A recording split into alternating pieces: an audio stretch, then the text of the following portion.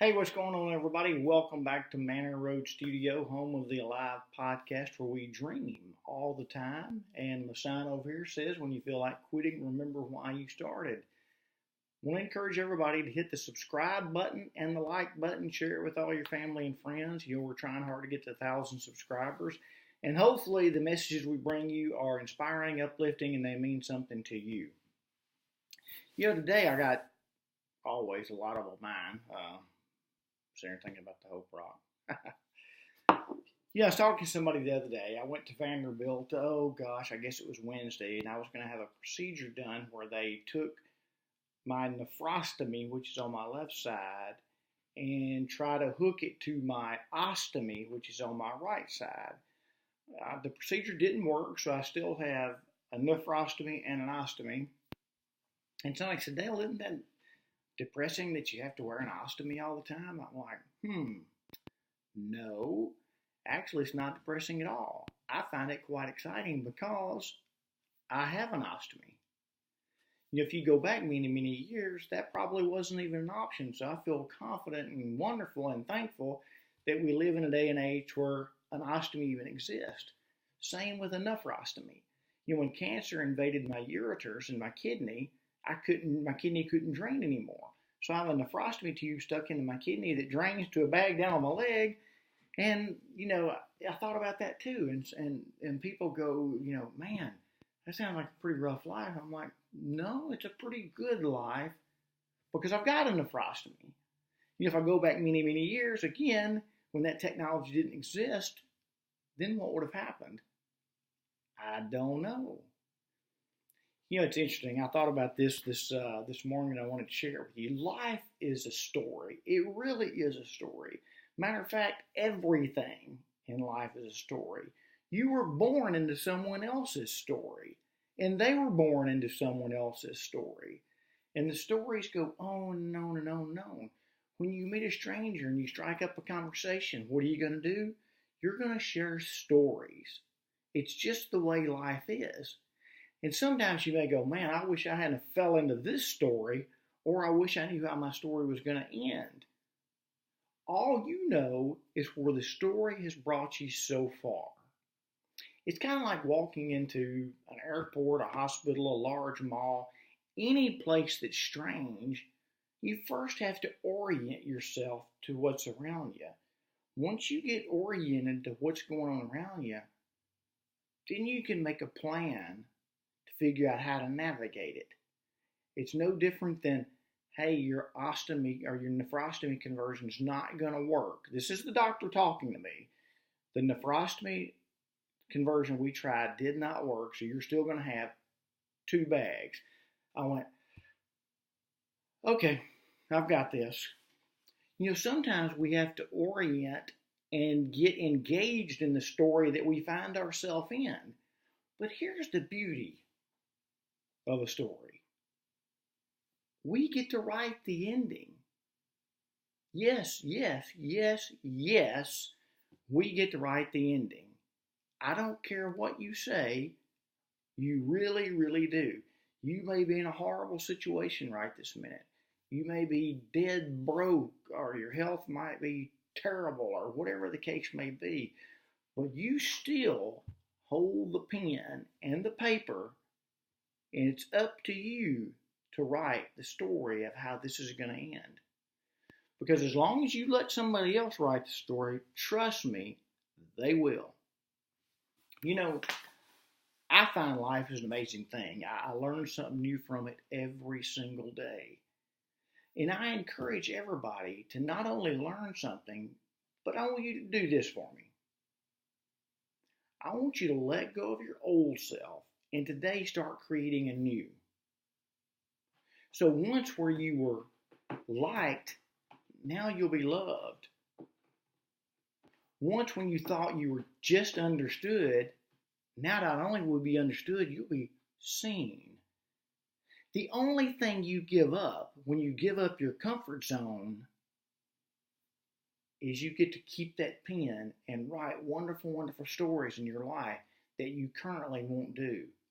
So get this. This is where it gets even better. The only thing you lose by building a new life is the old life. But guess what? The new life is built for a person that no longer exists. Because now, again, where you were liked, now you're loved. Where you were understood, now you're not only understood, but you're seen. Not only are you touched, but you're felt. There's so much more we can do to engage in life. But here's something else that's cool about a story. Think about when you're looking at someone else or you assume that you know something that you don't. You get a call from a friend that says, hey, Susie's in the hospital. What's your first question? Oh my gosh, what happened? Here comes the story. But only the story that this person knows. That's all. When you engage somebody at a checkout at a grocery store or a convenience store or whatever, and maybe they're a little indifferent to you, you don't know their story. But you're going to walk out and you're going to assume that you do.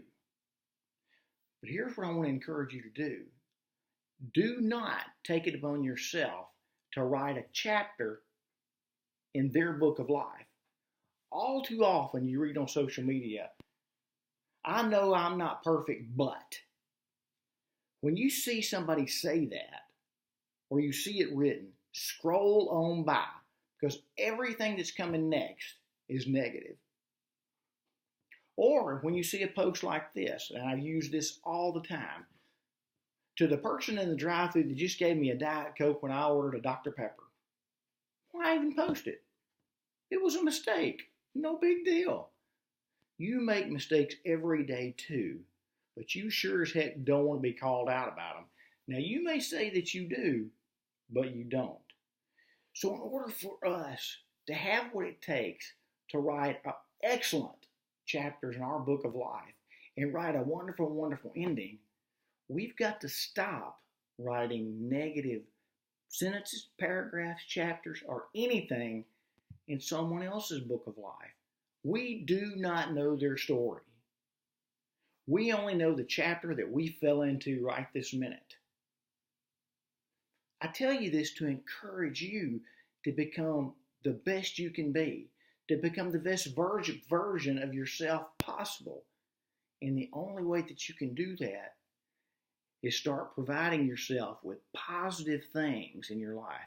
Because the cool thing is, when you let go of the old self and start building the new, positive people are going to start coming to you. You're going to migrate to them and they're going to migrate to you. And before you know it, you're writing excellent sentences and chapters and paragraphs and everything in your book of life. Life is as bad as we make it out to be. Yes, life is as good or bad as we make it out to be. I have an ostomy that replaced my bladder that's on the outside of my body. I have to drain my ostomy several times a day. My life is great. I have enough ostomy over here that runs to a bag that drains my kidney, and I have to empty it several times a day. My life is great. I loved running, biking, and swimming. I loved everything about it. My whole life was centered around those types of exercises. I had to give it up. My life is great. I find new ways to give life meaning. Yes, we're going to lose family. We're going to lose friends. Things are going to happen to us every day that make us question, how in the heck did I fall into this chapter? But it doesn't mean that your book of life is bad. So here's the deal. I want you to take a close look at everything about you. If there's anything negative there, I want you to work your butt off to let go of it and start building on the new. If you find something that depresses you, try to figure out a way to make it not depressing. Ostomy, nephrostomy. There are ways. And trust me, we're all dealing with junk. We all come with baggage. The problem is we throw that baggage over our shoulder and we try our best to lug it up the stairs of life. We got to stop and unpack it. We got to deal with it. It's just the way it is. So again, my challenge for you is to start rebuilding your life today. All you're going to lose is the old version of yourself. And what do you stand to gain?